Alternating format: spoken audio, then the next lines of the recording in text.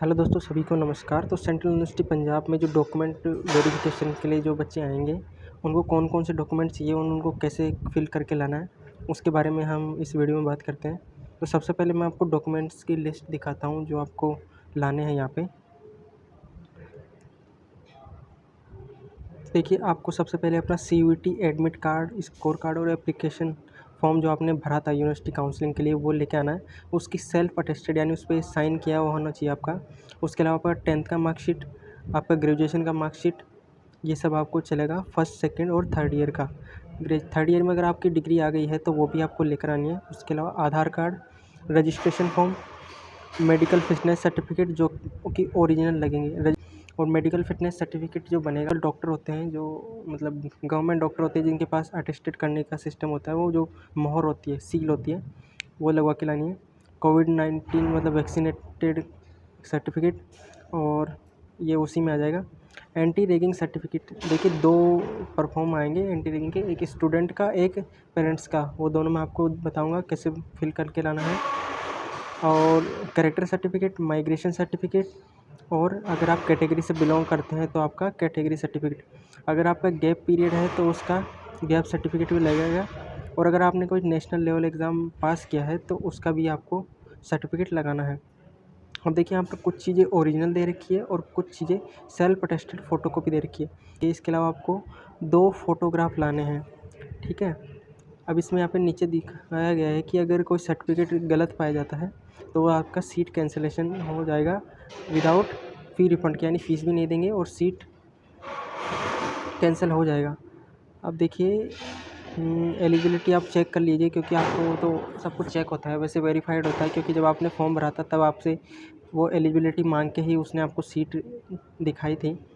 अब शुरुआत से बात करते हैं जो जो डॉक्यूमेंट चाहिए उनके बारे में। तो सबसे पहले फॉर्म आता है एंटी रैगिंग का, जो कि स्टूडेंट के द्वारा भरा जाएगा। इसमें आपका नाम, पापा का नाम, और मतलब admitted to central university Punjab, ये सब आपको भर देना है। इसके अलावा मतलब ये टाइम, आपका जो एडमिशन का टाइम है मतलब 16 अगस्त, उसको आपकी डेट डाल देनी है। इसके बाद आपको सिग्नेचर कर देना है।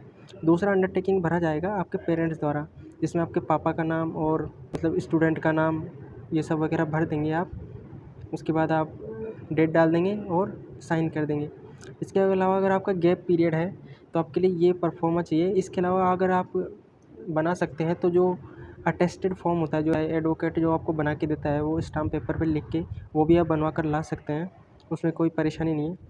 अब ये हेल्थ सर्टिफिकेट है जिसमें आपको देखिए, इसमें कुछ भी आपको फिल नहीं करना है, सिर्फ आपको एड्रेस फिल करना है और प्रोग्राम अपडेट फिल करना है। आपका कैंडिडेट का नेम, एज, ये सब आपको डॉक्टर के द्वारा भरा जाएगा, और इसमें सारा काम डॉक्टर का होगा। डॉक्टर ही आपको साइन करेगा और सील है वो लगाएगा। इसके बाद जो आता है ये फॉर्म, देखिए ये फॉर्म आपको नहीं भरना है, क्योंकि इसमें यहाँ पे लिखा हुआ है कि देखिए ये है PhD प्रोग्राम के लिए, तो PG प्रोग्राम वालों के लिए ये नहीं है।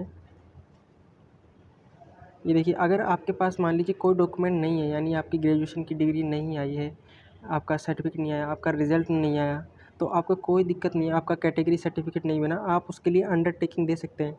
उसमें अपना नाम भरेंगे, CUET ID भरेंगे, रोल नंबर, एप्लीकेशन नंबर, कौन से प्रोग्राम में आपने एडमिशन लिया है, और उसमें डॉक्यूमेंट लिख देंगे। और इसमें आप डेट भी डाल देंगे कि मतलब इतने तारीख तक, मतलब अगले साल तक, या फिर 5 महीने, 3 महीने, जितना भी टाइम आपको यूनिवर्सिटी द्वारा दिया जाता है उसमें आप टाइम मेंशन कर देंगे। वैसे आपको पूरा 10 महीने, 12 महीने का टाइम मिलता है, इसमें आप साइन कर देंगे, नेम, डेट डाल देंगे। अब ये है प्रोविज़नल सीट अलॉटमेंट स्लिप, यानी प्रोविज़नल लिस्ट है जो आपका, जैसे एडमिशन लेते टाइम जो आपको सीट अलॉट हो गई है उसका सबूत है। तो आप यहाँ पे रोल नंबर भरेंगे, यहाँ पे CUET ID, एप्लीकेशन नंबर भरेंगे और एंट्रेंस स्कोर भरेंगे। उसके बाद आपको सीट अलॉटेड इन, मतलब आपका प्रोग्राम का नाम, कैंडिडेट का नाम, डेट ऑफ बर्थ, कैटेगरी, और फेलोशिप आपको नहीं भरनी है, क्योंकि यहाँ क्या आने के बाद आपको पता लगेगा कि आपको कौन सी फेलोशिप मिल रही है। रजिस्ट्रेशन नंबर आपको नहीं भरने हैं, और सीट अलॉटेड इन ये भी नहीं भरना है, ये क्योंकि ये जो रजिस्ट्रेशन नंबर है ये यूनिवर्सिटी खुद जनरेट करती है, और जब आपका एडमिशन होगा, आप डॉक्यूमेंट वेरीफाई करवा देंगे तो आपको आपके जो HOD हैं वो आपको रजिस्ट्रेशन नंबर देंगे। इसके बाद आपके HOD के साइन होंगे, वहाँ पर भी फैकल्टी मेंबर के साइन होंगे जो आपके डॉक्यूमेंट चेक करेगा। ये 2 स्लिप है, एक है ऑफिस कॉपी और एक है स्टूडेंट कॉपी। जो स्टूडेंट कॉपी है वो आपको वापस दे दी जाएगी और ऑफिस कॉपी वहाँ पे रख ली जाएगी। अब ये जो है ये रजिस्ट्रेशन फॉर्म है जो आपको मैंने बताया था शुरुआत में, जो मांगा गया था मतलब ओरिजिनल, वो आपको अच्छे से कैपिटल लेटर में, है ना, अच्छे से भर के लाना है पूरी अच्छी डिटेल के साथ। आपका फ़ोटोग्राफ इसमें अटैच होगा। इसमें देखिए ऑफ़िस यूज़ ओनली, इसको आपको नहीं भरना है। अमाउंट वगैरह ये सब आपको यहाँ पर बता दिया जाएगा। Registration form academic session school, मतलब जैसे स्कूल सेंटर ये यहाँ का भरा जाएगा कि आपसे कौन से स्कूल में, मतलब जैसे डिपार्टमेंट ऑफ लाइफ साइंस, जैसे दूसरे डिपार्टमेंट ह्यूमैनिटीज़ डिपार्टमेंट होता है, लॉ होता है, वैसे आपको यहाँ पे बताया जाएगा। इसमें आपको स्टूडेंट का नाम, पापा का नाम, मम्मी का नाम और age, date of birth, nationality, region, category, annual income, और अगर प्रीवियस रजिस्ट्रेशन ये नहीं भरना है आपको। इसमें आपको 10th 12th और ग्रेजुएशन के मार्क्स भरने हैं और आपको फेलोशिप वगैरह ये नहीं भरनी है अभी। इसके बाद आपके साइन होंगे यहाँ पे हेड ऑफ़ द डिपार्टमेंट वो सब कर लेंगे, आपसे ये ले लिया जाएगा। और ये अंडरटेकिंग होगा मतलब यूनिवर्सिटी की तरफ से कि मैं ये सब नहीं करूँगा, मतलब रैगिंग वगैरह नहीं करूँगा और इंस्ट्रक्शन और टाइमिंग का सबका ध्यान रखूँगा।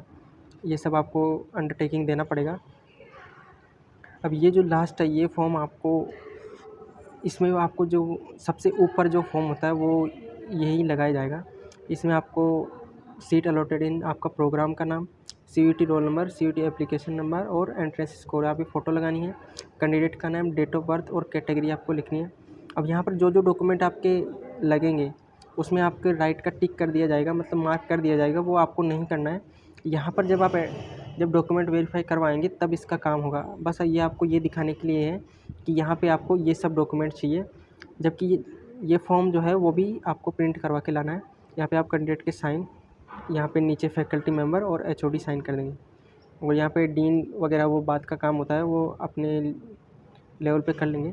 लेकिन जो आपको डॉक्यूमेंट ओरिजिनल लाने हैं वो आपको ही ध्यान रखना है। Medical fitness certificate, Covid vaccine, anti ragging के दोनों फॉर्म और कैरेक्टर सर्टिफिकेट, उसके अलावा माइग्रेशन और अंडरटेकिंग गैप पीरियड का और अंडरटेकिंग गाइडलाइन इंस्ट्रक्शन, मतलब ये जो है ये गाइडलाइन इंस्ट्रक्शन वाला। इसके अलावा अगर मान लीजिए आपके पास कोई डॉक्यूमेंट नहीं रहता है तो कोई प्रॉब्लम नहीं है, आप यहाँ पर सिर्फ सिंपली अपना सीयूईटी का स्कोर कार्ड और एप्लीकेशन फॉर्म जो काउंसलिंग के लिए आपने भरा है वो लेके आ सकते हैं, कोई दिक्कत नहीं है। आपको पूरा टाइम दिया जाएगा डॉक्यूमेंट जमा कराने का, आपको कोई प्रॉब्लम नहीं होगी। और अगर फिर भी आपको कोई डाउट रहता है तो आप कमेंट कर सकते हैं। Thank you. इसके अलावा ये जो फॉर्म है इतने सारे, ये आपको कहाँ से डाउनलोड करने हैं, इसका जो लिंक है वो मैं डिस्क्रिप्शन में दे दूँगा, आप वहाँ से जाके इनको क्लिक कर सकते हैं और ये सभी फॉर्म आप प्रिंट निकलवा के लेकर आ सकते हैं। और हॉस्टल जो फैसिलिटी है वो लिमिटेड है, बाकी गर्ल्स जो है उनको सभी को हॉस्टल मिल जाता है। बॉयज़ का थोड़ा प्रॉब्लम होता है, लेकिन अलग अलग नियम रहते हैं हर साल, तो इस बार कुछ अलग है, पिछले साल कुछ अलग थे, तो वो सब आपको यहाँ आने के बाद पता लग जाएगा। और फ़ीस वगैरह आपने भरी दी है, ठीक है। और अगर आपको कोई प्रॉब्लम हो तो आप कमेंट कर सकते हैं। Thank you.